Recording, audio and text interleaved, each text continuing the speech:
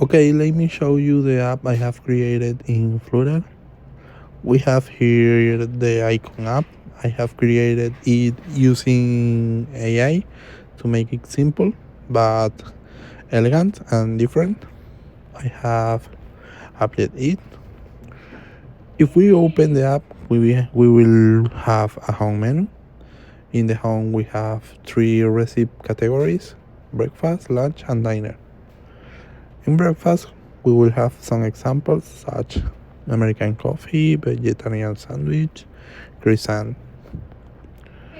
If we move to lunch, we will have something more complex, mixed menus with salads, pasta with tomato sauce, and macaroni.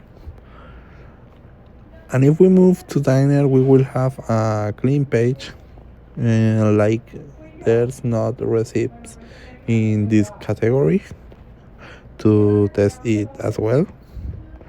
If we move to favorite, we will have some of the previous recipes and that the user could have added to his watch list. And if we move to profile, I have reused the card we created in the previous lessons.